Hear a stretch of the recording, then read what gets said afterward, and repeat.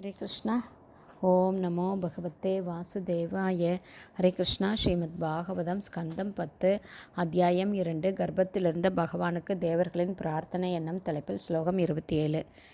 ஏகாயனோ அசௌ த்வி பலஸ்திரிமூலஸ் சதுரரசக பஞ்சவித ஷட்டாத்மா சப்தத்வக் அஷ்டவிடப்போ நவாக்ஷோ தச சதீத்வி ககோ ஹி ஆதிவிருக்ஷக.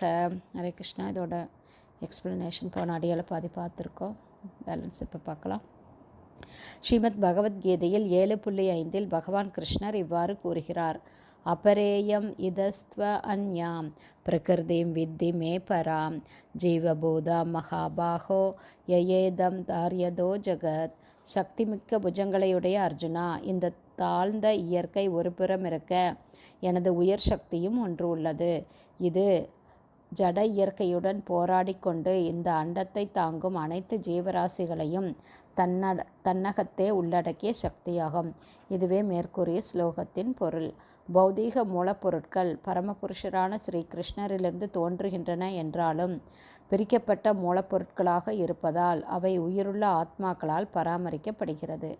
உடலுக்குள் உள்ள உயிர் வாழும் இரு ஆத்மாக்கள் ஒரு மரத்திலுள்ள இரு பறவைகளை ஒத்திருக்கின்றன என்பதையே த்விகக என்னும் சொல் சுட்டிக்காட்டுகிறது.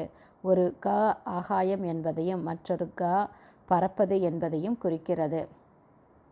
இவ்வாறாக த்விகக என்னும் சொல் பறவைகளை குறிப்பிடுவதாக உள்ளது. உடலெனும் மரத்தில் இரு பறவைகள் உள்ளது. அவை எப்போதும் வேறுபட்டவையாகவே உள்ளது. பகவத்கீதையில் 13.3 பகவான் கிருஷ்ணர் பின்வருமாறு கூறுகிறார். சேத்ரக்ஷம் சாபி மாம் வித்தி சர்வக்ஷேத்ரக்ஷ பாரத. பரதகுலத் தோன்றலே, நான் எல்லா உடல்களையும் அறிபவனாக அவற்றுள் இருக்கிறேன் என்பதை நீ புரிந்து கொள்ள வேண்டும்.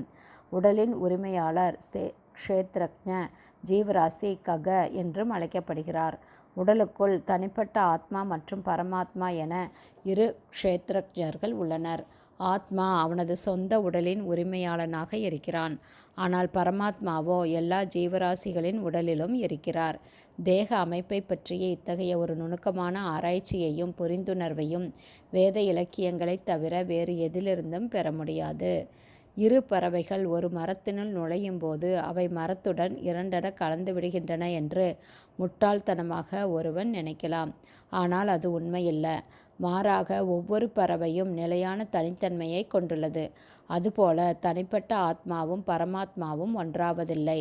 ஜடத்துடன் இரண்டர கலந்து விடுவதும் இல்லை. ஜீவராசி ஜடத்துடன் நெருங்கி வாழ்கிறான். ஆனால் அதனுடன் அவன் கலந்து விடுவதை இது குறிப்பிடுவது ஆகாது.